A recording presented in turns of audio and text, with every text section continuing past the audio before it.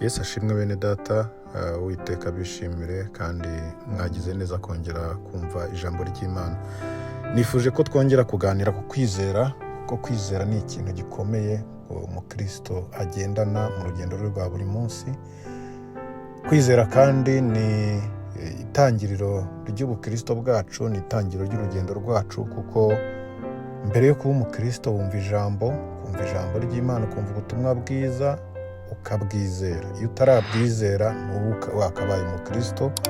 Iyo umaze kwizera rero niho umenya ibyo urimo, ugakizwa, ugahindukira, ugatangira urugendo ugana mu bugingo buhoraho. Niyo mpamvu rero kwizera nifuje ko twagutindaho uyu munsi, noneho tukareba kwizera nk'ingabo y'umukristo uri mu rugendo, nk'ikirwanisha arwanisha ibihe byose, igihe cyose ari mu rugendo kuzagera igihe atabarutse. Umukristo rero udafite kwizera ntaho yaba ashingiye, kubera yuko umuyaga wose waza wagutwara aho wishakiye.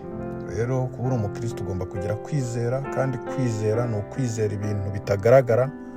Aho we wizera abandi bakabona uri umusazi, ibyo wizera abandi bakabona nta bwenge ufite, kubera yuko ibyo uri kubabwira bitagaragarira amaso. Kwizera rero ni ingabo ikomeye tugomba kugira twese muri uru rugendo, kubera yuko udafite kwizera ntabwo watera kabiri. Mu nzira rero tubamo nk'abakristo habamo ibikomeye byinshi, habamo ibirushya umutima byinshi. Niyo mpamvu tubona n'intwari zo kwizera za kera uko zagiye zizera, zikizera mu buryo butandukanye. Twagiye tubona Abeli ukuntu yizeye, twagiye tubona uko Henoki, twagiye tubona Nowa arizera, bazi inkuge uko Imana yamubwiye. Tubona Aburahamu uko yizeye agategereza umwana. Tubona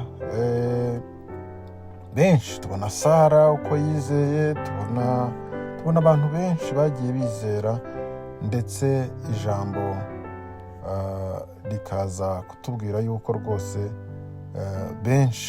benshi bagiye bapfa bagifite kwizera, ndetse tukabona benshi bagiye bapfa iby'Imana yabasezeranyije wenda batarabigeraho ariko bagifite kwizera. Ariko iyi minsi tubona abantu uvuga ngo afite isezerano, yabona iminsi ishize ari myinshi akaba bivuyemo. Bene data rwose reka tureke tugire kwizera, kubera yuko kwizera gutuma inkike ziriduka zari zizitiye ibyo twagombaga gusingira. Reka twizere, reka tugire kwizera gukomeye, kandi niho tuzakomera muri uyu murimo. Tubona abantu benshi bagiye bizera, ndetse bakizera ibyo bizeye bakaza kubigeraho, uretse yuko wenda hari n'abandi bizeye ariko bakarinda bapfa batabigezeho, ariko ntabwo kwizera kwabo kwagabanutse. Nicyo rero kigaragaza umukristo, ni uko umukristo agira kwizera.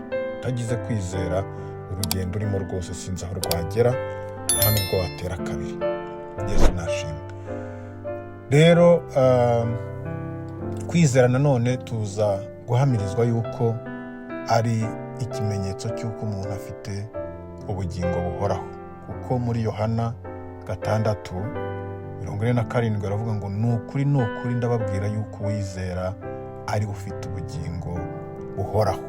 Uwizera niwe ufite ubugingo buhoraho, kubera yuko mbere yuko utangira inzira y'ubugingo wizera Yesu Kristo nk'umwami n'umukiza w'ubugingo bwawe.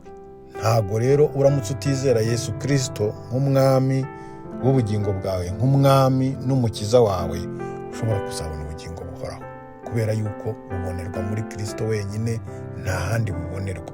Bivuga ngo rero kwizera ni ikintu cya mbere ugomba kugira, ni ikintu ugomba gutekerezaho umunsi ku munsi, umunota ku munota, kugira ngo udahuwa n'imiyaga yose. Tubona muri iyi minsi abantu bagenda bazerera, bajya hirya no hino, akumva ibi ati uyu nguyu niwe uvuga ibiri byo, akumva uriya ati uyu niwe uvuga ibiri byo, umuntu akamuhanurira wenda bikaba ati kuri uriya niho tugomba kuba, yabona ikindi amuhanuriye kitaba ati nawe naribeshye. Ubu nta kwizera bafite. Bene data, reka tugire kwizera ko muri Kristo Yesu, tugire kwizera ko mu Mana, aho kwizera ibifatika, aho kwizera ibyo umuntu yakubwiye, izere Kristo wagucunguye, kuko niwe uzagushoboza urugendo urimo kugeza ugeze mu bugingo buhoraho. Uwiteka rero reka abahe kwizera, atuzamurire kwizera, nanjye niko nisabira, atuzamurire kwizera kugira ngo ibihe turimo tubashe kubinyuramo, kubera yuko ibihe bigoye bizahoraho, ibihe bigoye bizaba kandi ntago bizashira, ariko ufite kwizera azakomeza akomeza urugendo kandi azarusoza amahoro. Kwizera kandi niko kuzaguha kuba umunyu w'abakureba, w'abaguhanze amaso bategereje ngo ese uriya nawe biragenda nk'uko abandi bose byagenze. Iyo ugize kwizera ukanyura mu bikomeye neza, ukanyura mu muriro, ntusigare unukwaho imyotsi, aho ngaho niho uwakurebaga nawe utarizera abasha kwizera, bityo nawe agahindukira, nawe akagana inzira nk'iyo wagannye. Kwizera rero ni ikintu tugomba kugira. Kwizera ni ingabo tugomba guhorana nk'umukristo kugeza igihe tuzarangiriza runo rugendo. Uwiteka rero reka abahe kwizera, Uwiteka reka bongerere kwizera bene data, kandi Uwiteka akomeze abagirire neza, Uwiteka akomeze abongera imbaraga n'amavuta muri uyu murimo, muri uru rugendo. Ntabwo byoroshye, ariko dukomeze twizere, dukomeze turwane, kuko umukristo ahora ku rugamba. Uwiteka abahe umugisha, Uwiteka abagirire neza, ngaho muhahe muronke kandi mugirirwe neza n'Imana. Uwiteka akomeze kubamurikishiriza mu maso he kuri ubu n'iteka ryose, mu izina rya Yesu Kristo umwami wacu, amen.